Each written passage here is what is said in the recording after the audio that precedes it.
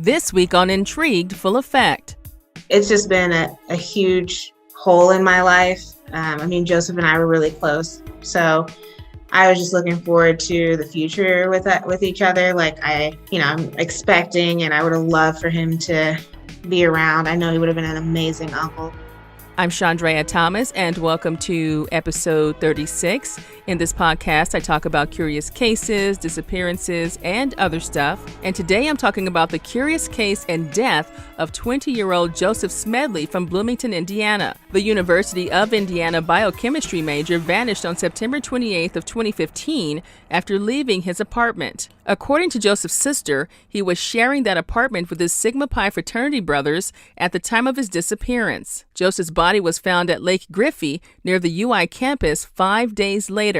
And how he was found is even more disturbing. There was a backpack filled with over 60 pounds of rocks strapped to his chest and a pair of binoculars around his neck. Now, there's a lot of mystery and speculation about how Joseph got into the water, the events of the night he was last seen, and what happened afterwards. We'll get deep into all of that. I spoke to Joseph's sister, Vivian, and I reached out to the Bloomington Police Department and the Sigma Pi fraternity about the case. This is what happened. So your brother was last seen on September 27th of 2015, right? So tell me what happened that leading up to that day and everything that kind of followed after that. Okay. So my brother was staying in a campus apartment, and he decided that he wanted to move out and move into a rental home with two of his fraternity brothers that are part of Sigma Pi. He had spoken to the apartments, and I guess from his understanding, they told him that they would just find a replacement for him. That wasn't the case. And I actually was the guarantor, which I found out later is the co-signer for that apartment. So the apartments had reached out to me and said that that Joseph had vacated the apartment and that he still owed money. I think it wasn't a ton of money, but I think it was like $600 or something like that he would need to pay. And so they said if he didn't pay it, that I would be responsible for it. So I called Joseph about a week before he disappeared and, said, hey, what's going on with this? And he was confused because I guess he didn't read the contract and he misunderstood what they had said about him leaving the apartment. So he said he had been working all summer and there's a ton of checks that he hadn't picked up yet. And so he was going to get on that as soon as he could.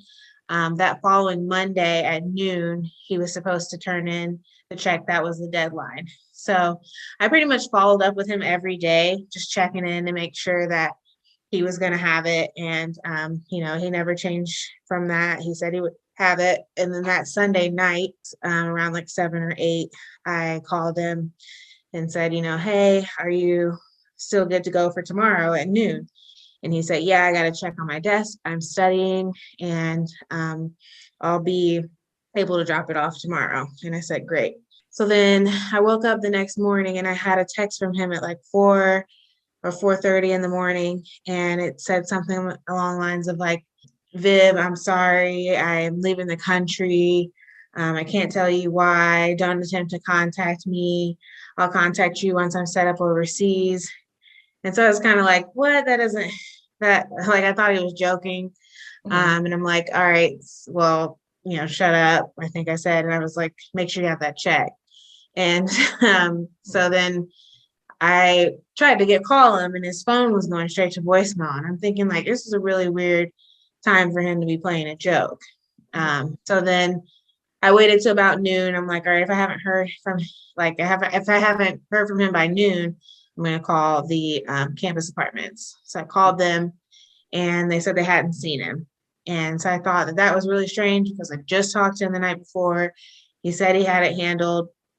And so then I tried to call him again and he didn't answer, still going straight to voicemail. So I decided, okay, well, if he's gonna play this game with me, then I'm going to take it seriously. And I'm going to call the campus police and say that he's missing. And at the time, I thought I was just being more dramatic than anything, that they were going to show up to his class and embarrass him.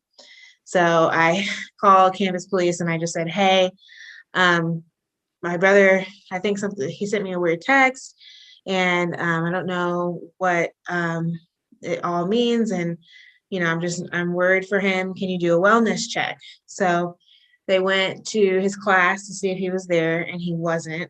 And so I was starting to kind of be concerned at that point. They said that they were going to keep looking for him.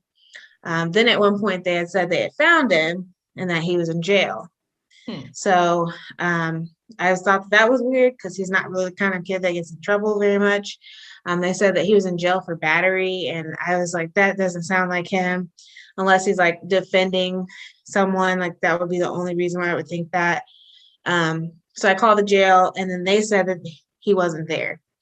And I'm like, okay, well, the IU police department says that he is there.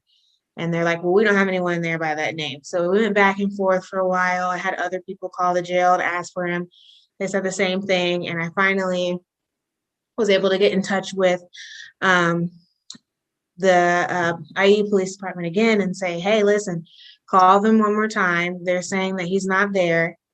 And see if you get a different answer this time. Because I just kept saying, like, we're not going to call back. We already got the answer. So they finally agreed to call. And when they did, they found out that it was the wrong person. It was a John Smedley, not a Joseph Smedley. Wow. So this sounds like it was kind of messy from the very beginning. When do you discover that he's really missing? You know what I mean?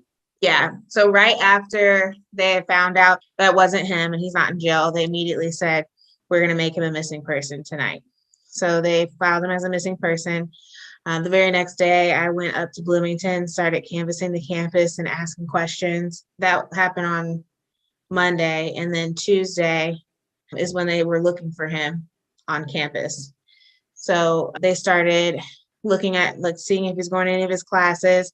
They went to the house that he was with his two roommates and fraternity brothers. And all of a sudden they produced this note out of nowhere. And they said, oh yeah, by the way, we've got this note, handwritten note. It basically says, I'm leaving the country. Don't attempt to contact me. And it's signed Smedley, which is really weird because he never went by that name. Mm-hmm. The only people that called him that were his fraternity brothers. Does he write like that? Does it sound like him? Yeah, so it's basically identical to the text message. There was a little bit more fluff in the text message of saying, like, I love you, Viv, and I'm not telling you why I'm leaving because it's for your own protection or something like that. But the whole, like, I'm leaving the country, don't attempt to contact me, that was the same. So that didn't really sound like him. First of all, like, I just talked to him the night before, and he's not the kind of person that would run away from his problems. Like, we've talked before, and he knew that how important it was for him to turn in that check because he knew it was going to impact my credit, and I was looking for a house at the time. So if for some reason, like, he couldn't pull it together, he would have just told me and we would have found other options. So it's not like him to run away from his problems or something like that. Also, like, he didn't have a passport. And like, it was just really strange. It just didn't make sense to me. I'm like, there's no way that he's leaving the country. And I know that also that he doesn't have a ton of money.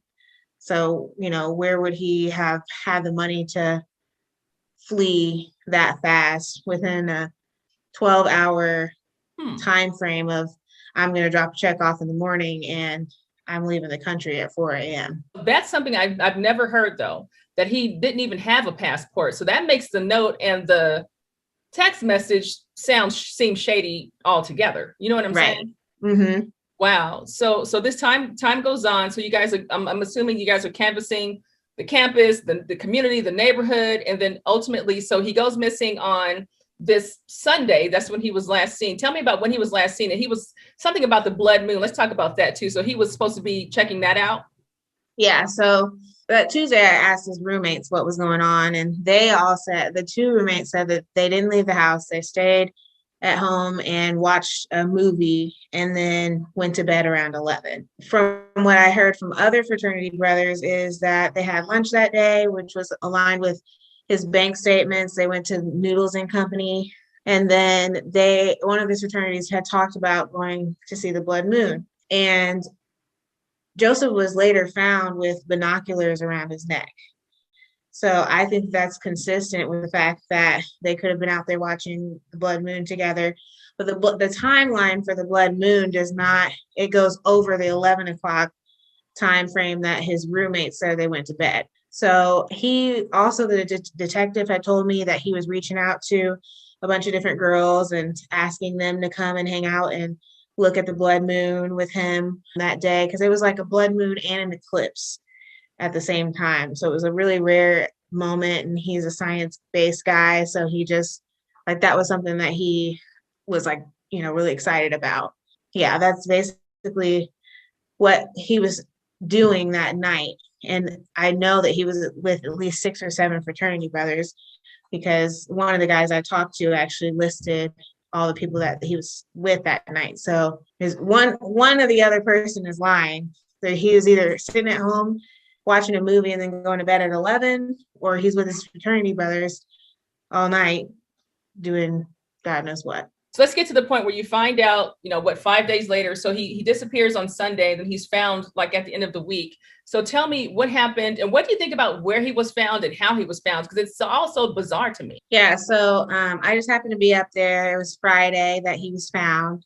We were actually eating at a restaurant right on in the middle of the town area. Basically, we met up where the last cell phone ping was, which was a 7th and Walnut. And so that was became our meeting spot. There's a Taco Bell, and it's kind of like a bunch of bars and stuff down there. And we were eating dinner and just getting ready to leave. And all of a sudden you see a bunch of police cars just go down that main street. And that made me feel uneasy. I'm like, okay, that's a lot of cop cars. There's probably 10 or 11 of them. And so we were just kind of trying to figure out what's going on. I called the detective, and she said, well, there's been a body that's been found in the lake. We don't know any information about it, so you can just go home. So we sat there for a little bit. We tried to go down to the lake, and it was closed off about a mile back. And actually the detective was standing at the roadblock, and she's like, just, don't worry about it. We won't have any information tonight. I'm like, what? I don't live here. I live about an hour away. So she's like, we'll just go home. We met back up at the spot, and we were kind of just sitting there for a little bit. And then we started to get phone calls about hey, do you have any dental records? Do you know if he's ever been fingerprinted? And all this stuff. They started asking questions. And the people that I was with, I had a IMPD detective, and who's just a friend of mine, and a prosecutor as well. So they just kind of came to help. And so she was kind of giving me tips and saying, trying to guide me through the situation. She's like, if they're asking those questions, then most likely they have a hunch it's your brother. And so we sat up there a little bit longer. And just as we were starting to leave, I get a phone call saying, hey, we have some more questions for you. Can you come to the precinct? I said yes, and I went to the precinct.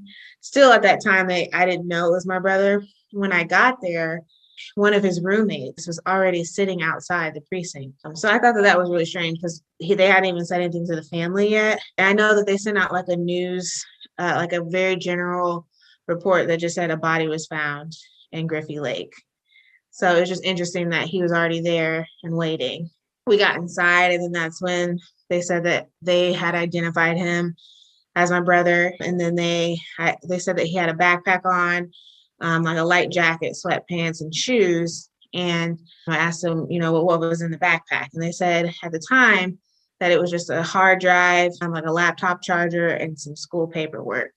Then later I found out, once the coroner report came out, that there was 66 pounds of rocks in his backpack as well, and it was strapped to his chest. Now, see, that right there,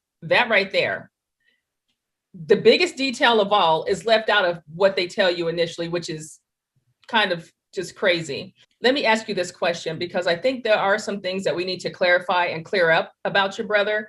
So let's just get into that. The first thing is, did you ever know for your brother to be suicidal? Had he ever threatened suicide before in the past? No. That's not his personality. And I know that, people say all the time, there's happy people that, do commit suicide and it's unexpected. I understand that. But Joseph and I had a really good relationship. We talked all the time. I know that the fraternity was stressful, and I know he's been through a lot of stressful things in his life, but I also think that's what makes him a lot stronger. He's always been a really determined person. He's always wanted to be very successful. He didn't have a good relationship with our parents. So, like, I know that part of him wanted to prove them wrong and just be as successful as possible. He had huge goals. So I don't think that shows signs of someone who's suicidal, on top of the fact that the detective was telling me about the text messages that he was sending that night, that day that he had disappeared. A lot of it was to girls, kind of getting them to come to a party that was that Thursday, the following Thursday. So it's just like, if someone decides to commit suicide, and obviously it had to be planned, if you're going to walk 45 minutes to a lake and jump in the water with a backpack full of rocks, then they're not planning events. They're not, making plans for the future or for the following week if they're in that headspace. And another thing that you mentioned to me when we were talking before was also that your brother is pretty intelligent. So to kill yourself in that way seems very like one of the worst ways you can do it. You know what I'm saying? So what would you say to that? Yeah, he's a pre-pharmaceutical major in biochemistry. So obviously, like, he's extremely intelligent. He always has been since he was a kid. We used to joke and call him little boy genius. I know that if he were to go that route, that's not the first thing. He would have found like some kind of chemical or, like some kind of medication that he could take to do that. He didn't have a car, so he would have had to walk 45 minutes. It would have been pitch black. The only road leading down to Griffey Lake does not have any lights. So he would have had to walk down that road without being able to see his hand in front of his face, go down to the lake, find enough rocks, which I've been down there and tried to find 66 pounds of rocks, and that's even difficult. But find that many rocks, put it in your backpack in the dark, and then jump off a bridge and drown yourself. That is just, it doesn't make sense. Do you have any theories about what you think happened to your brother that night? Just as I piece things together, I feel like he was excited about the blood moon. He wanted to make a big deal out of it. They decided to go to the lake because they thought that'd be the best view, and something went wrong down there. Obviously, he had his binoculars with him, so he was prepared to be watching something. And at night, really, the moon's the only thing you can see with binoculars. So I think, that he had tried to reach out to some of his other friends to see if they wanted to join him, and they said no. And he ended up with just the fraternity brothers. And they probably were drinking, having a good time out there, and something went wrong. Another thing that you mentioned to me was your brother's height, right? How tall he was, and like the feet of the water where he was found. Can you tell me about that and explain that to me really quick? Yeah, so he was about 5'10". I believe at the time that he was found, the water was only about 3 feet deep. I just went back there last, probably like June or July, with a Cold Case Chronicles podcast group, and they were doing a lot of measurements, and they found that the water under the bridge at that time was 5 feet. He's 5'10". Drowning in 5 feet of water when you're 5'10". And he was a good swimmer. We've both been swimming since we could walk. And just to clarify some things about your brother as well, because I know, like I was saying before, people are analyzing bits and pieces of whatever they can find about him on the internet. Did your brother have a criminal history? Was there someone who may have been after your brother? Was there anything like that in his life that you can think of that would create a scenario where someone would do that to him? I don't think so. He didn't have a criminal past. I think he had been stopped one time for marijuana, but it never got into like any charges or anything like that. Could there be some enemy out there that I don't know about? Sure. But it still just doesn't explain how he got down to the lake by himself and with binoculars around his neck. What went through your mind when you realized that your brother was gone, that they had found his body? I honestly don't even know. I was just shocked. I didn't for a million years think that it would be my brother. I just remember being like, even all the way up to that Friday, that, oh, he's off on some trip with the boys and he's in a cabin or something and he doesn't have cell service. Like I had all these different excuses or trying to figure out other scenarios. I'm like, just like, there's just no way that if he could be gone. Mm-hmm. So once I found that out, it still felt surreal. And it took me a while to even accept that he could actually not be here anymore. Like I just couldn't believe it. I know that the fraternity brothers have been to that lake frequently. There's information and text messages that say back in like August, they were taking pledges down there. Now, as far as your family and you guys kind of conducting your own investigation, because I'm guessing that you're not satisfied with the investigation from the police department. Tell me about how you feel about that and the things that you guys have done on your own.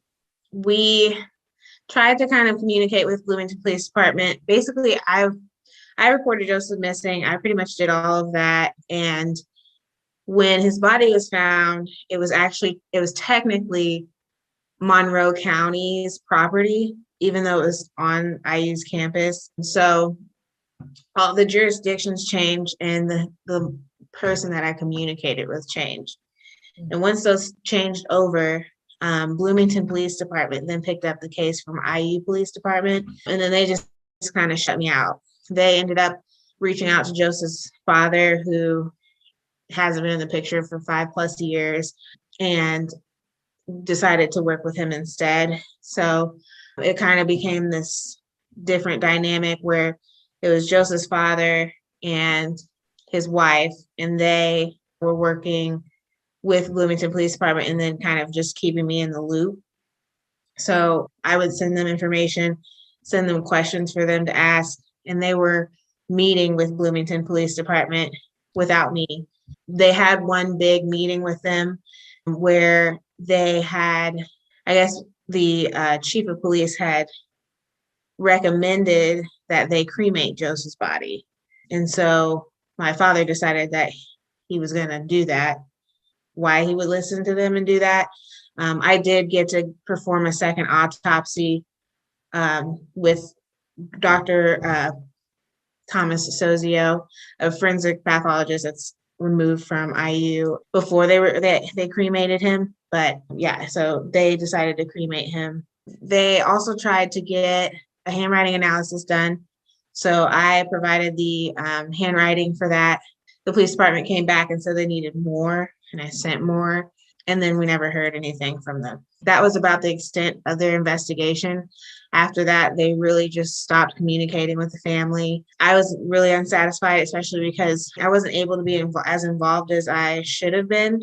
I should have been directly involved, and I know it's more of a family issue. I think that they just kind of wanted to take the reins, and I guess I understand. But so because of that, there were a lot of questions and things that I feel got missed, and they were just kind of willing to walk away with what the police department had done, and I wanted to continue to fight and figure out what happened. Yeah, because you have questions. So on your own as well, so you had the second autopsy done on your own, so you do have those records, or you have that information. You are doing your own handwriting analysis as well, and you're trying to get his possessions back. Is that pretty much accurate? Yes. Yeah, I have a power of attorney for my mother to act in her standing, because she actually wasn't a part of the investigation that my father and his wife at the time were doing. So she gave me power of attorney, and I had tried to go and get his possessions, and they were not releasing them to me, even with that documentation. I also, with the forensic pathologist, once I had the second autopsy performed, he tried to reach out to Bloomington Police Department to get the notes so that he could draw his own conclusions with the report. It's actually not finished because they would not cooperate, which is unlike a police department. I know that because my friend, who's an IMPD detective, basically told me that in a normal situation, when a family has discrepancies between the coroner's autopsy and their independent autopsy, you're supposed to meet with all of them sit down and come to a different conclusion or figure out where the inconsistencies are so that you can make a better judgment on what happened. And they were completely unwilling to share any information, even though the forensic pathologist has said it's not being passed on to the family. I'm just using it so I can complete my report. He had tried to call, send emails, and he was not able to do that. So I've been waiting 5+ years to try to get that information so that we could finish the autopsy report. So I reached out to the Bloomington Police Department for a statement in response to the case, and I received the following statement. This is what it says. In the state of Indiana, cause and manner of death are determined by the coroner of the county in which the death occurred. At the time of Mr. Smedley's death, all available information was fully investigated. This included several interviews with family members and acquaintances of Mr. Smedley. The Monroe County coroner, in conjunction with investigators from the Bloomington Police Department, determined that Mr. Smedley's death was a suicide by drowning. Since the conclusion of the investigation, BPD has not been made aware of any new facts or information related to the case, and the Monroe County coroner has not asked for any further assistance from law enforcement. I also reached out to Sigma Pi for a statement, and I never heard back. And that's kind of where I am now, which is trying to subpoena the documents from Bloomington Police Department. I also hired a private investigator, and then that PI found someone to do the handwriting analysis, and that's who I just hired, and we're waiting for the results. So you have the handwriting, and then I do remember seeing something about like his body supposedly having some sort of bruising, not consistent with the drowning. So what exactly is that? Can you clarify that? Yeah, so my independent autopsy, the forensic pathologist, he found that they had completely mishandled his body in general. They put his clothes in with him in the body bag instead of putting it in evidence. So there was a lot of things that were missed. It didn't seem like his fingernails were even scraped or anything. They also didn't examine his back, which he thought was strange because usually you do the front and the back. So when he examined his back, he found hemorrhaging, which he said could be consistent with someone pushing on him or him falling on his back. Tell me about your brother. Now, do you know how he ended up in this fraternity or why he decided to join this particular fraternity? I really don't know what was going through his mind. I know the kind of person he is. He wants to be accepted. And when he told me he was pledging the year before, I tried to talk him out of it because I said, I'm not a fan of fraternities or sororities. And I just knew that I just had a bad feeling. I was just like, this is not, why are you doing this? And I remember he was always tired. He always needed money from me because they were constantly making him do things and pay and take and be the driver and pay for their meals and pay for all this stuff and like basically hazing him for a whole semester. And so he was always exhausted. And I just kept asking, like, why are you doing this? And he just said, well, it's all going to be worth it. In the end, I'm going to have connections and that's that part where it proves the determination in him because he was willing to put himself through that just to have connections so that he could continue to be successful in the future. And even though I didn't agree with it, the fact that he would fight that hard to get into this fraternity just shows his determination. But also, I just wish he would have never joined it. I also realized too that like a lot of his friends that he started having in his freshman year were all gone by his sophomore year once he was in the fraternity. So like most fraternities only hang out with their brothers. So that when he went missing, it was very hard for me to find out like who he was with or who to even contact to start and say, have you seen Joseph? Because all his old friends that I knew hadn't talked to him since he joined the fraternity in about a year. So what would you say to other families who are in your shoes, who want answers, who want to know what's happened with their loved ones? What would you say to them? Like, do you have any words of wisdom for people? Yeah, I'd say, it's a long road. It's not like on TV where you think things are just going to get solved. And honestly, like the justice system is really broken. It's a hard fight because they're it's like a boys club and they don't really care about you or your family members. So you have to do things that are going to cover your own bases, and you've got to do your own investigating. You've got to keep all that information up as long as you can and get as much as you can up front as possible, because as time goes on, it's harder and harder to stay organized. And I think that that's one of the big things that helped me, is that I've been extremely organized from day one. I've recorded conversations. I keep screenshots, and all that stuff has helped me now in the future. So if the family is up for the fight, then they just got to do things. They don't rely on the police department. Let's talk about justice for Joseph and the petition that you have. How did that all come about, and where are you with that right now? Because I know you got like a lot of signatures on that. Yeah. So Justice for Joseph came out. I started that page a little bit after the after the coroner's report came out and Bloomington Police Department was kind of shutting us out. I had a lot of people reaching out to me and asking how they could help. And so I just thought it would be a good idea to have some kind of page or information that people could go to see kind of what had been transpiring and what we're doing and all of that. And it kind of just blew up from there. And then actually just this past spring of 2020, when the George Floyd situation was happening, things started picking back up. And there's a ton of momentum. My friend had reached out to me, it was actually someone that just followed Joseph's page. They reached out and said, "Hey, do you mind if I start a petition for him?" And I said, "Absolutely." And so he had started the petition, sent it to me. I put it up on the page, and then it just kind of blew up overnight. And I think we have about 115,000 signatures now. So yeah, we've had a huge momentum in 2020 with people just at that point finding out about the case. And a lot of different like podcast groups and things that reached out to me that I've been working with. You're very fortunate too, because a lot of people don't have access to like a prosecutor and detective to help give you guidance and kind of help you along with this process. You're really lucky in that aspect of all of this. I'm assuming that's been super helpful with just kind of knowing what to ask and kind of digging into information. You know what I mean? Yeah, absolutely. And along with the petition, I also raised $10,000 last year as well.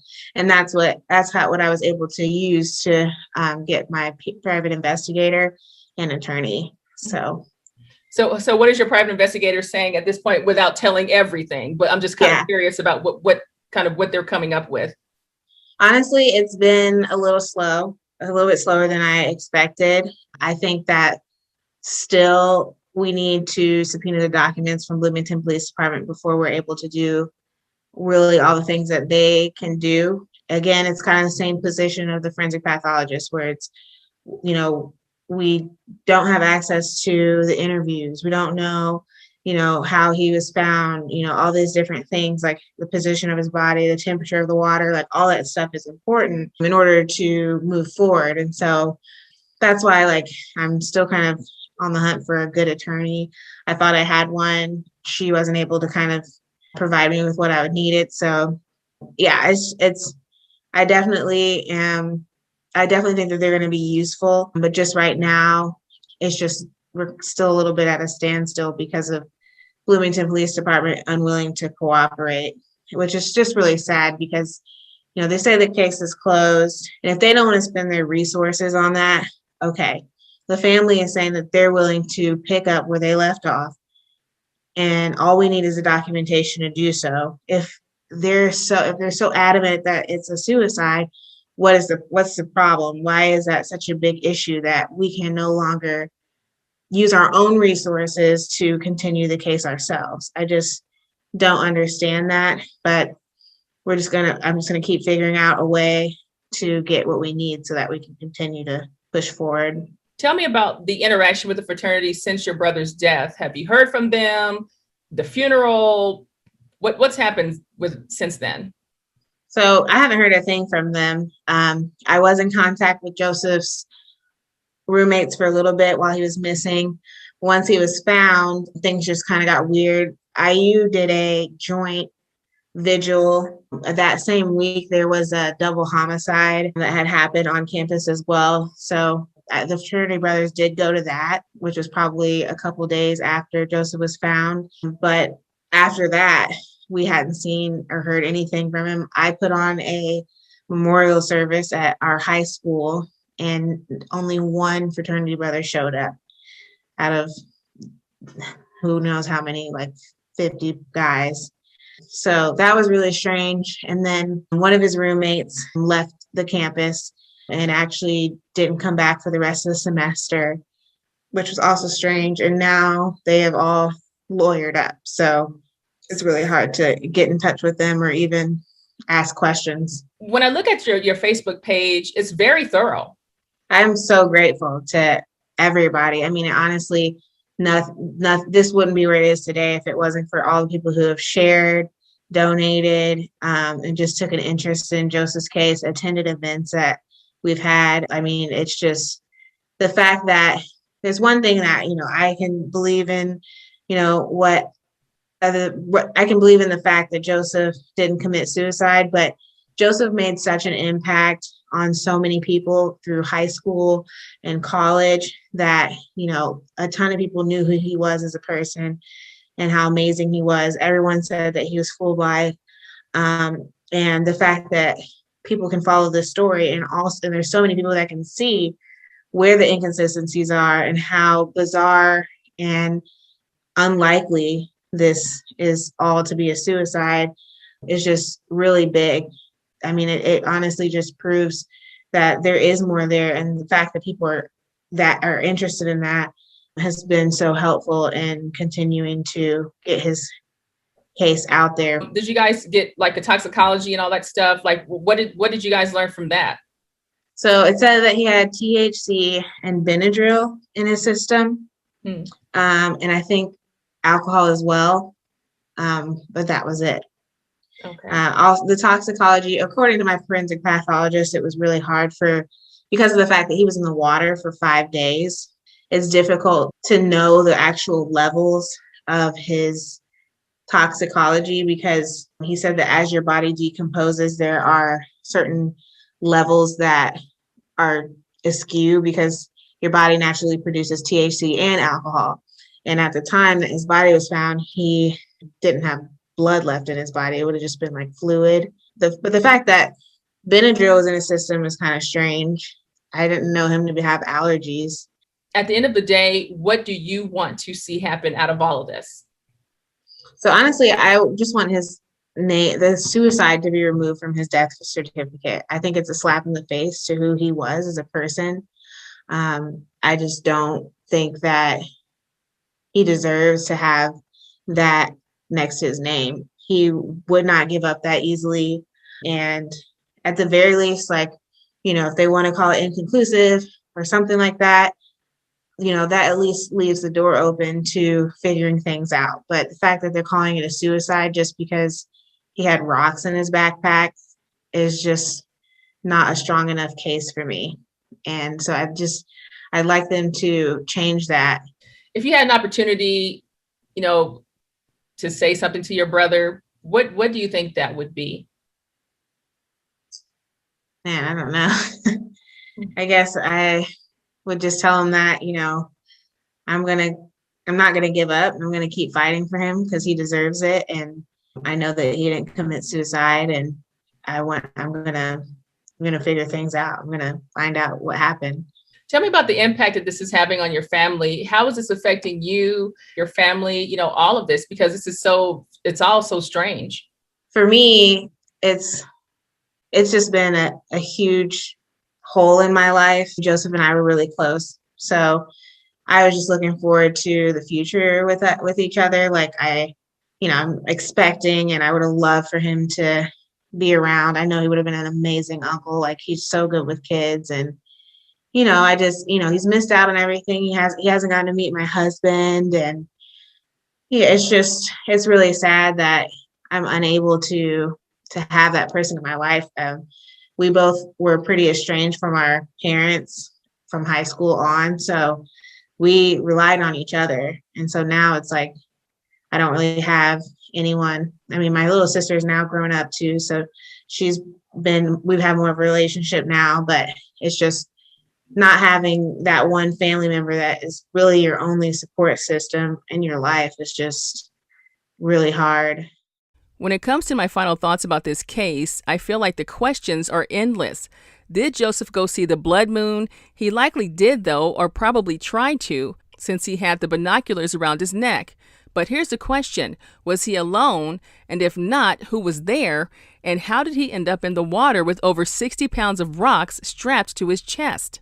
And if he wanted to kill himself, it would be a bizarre way to do it. And Vivian said that Joseph was an avid swimmer as well. Another thing is the strange note and the text that were almost identical, and the idea of him leaving the country in those messages, and yet he never had a passport. As for his state of mind, Joseph's family says he was pretty stable and determined to make it in the world, so why cut things off when you're moving forward? And he had plans to meet up with some young women the week he vanished and seemed to be looking forward to it. And here's another thought. Was there something secretly happening in Joseph's life that no one was aware of, and somehow someone else decided to end his life? Vivian also said that only one fraternity brother showed up at Joseph's memorial. The whole situation is strange, and honestly, it leaves you with more questions than answers. Now remember, investigators say it was determined to be a suicide, but the family is refusing to believe that, and they plan to have more investigation into Joseph's death. I'll keep an eye on the situation, and I'll bring you updates when I get them. If you have a case that you want me to check out,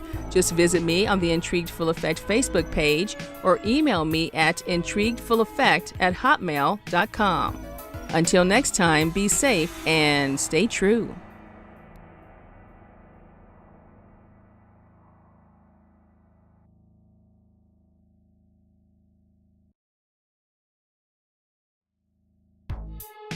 The views, information, or opinions expressed during the Intrigued Full Effect, Curious Cases, Disappearances, and Other Stuff podcast are solely those of the individuals involved and do not necessarily represent those of the host. The primary purpose of this podcast is to educate and inform. The host of this podcast assumes no liability or responsibility for any activities in connection with opinions shared in the podcast. The podcast and blog associated with it shall not be used in any legal capacity or as a basis for expert testimony. Any copyright material in the podcast is approved by the owner or as part of the public domain. Music by Pond 5.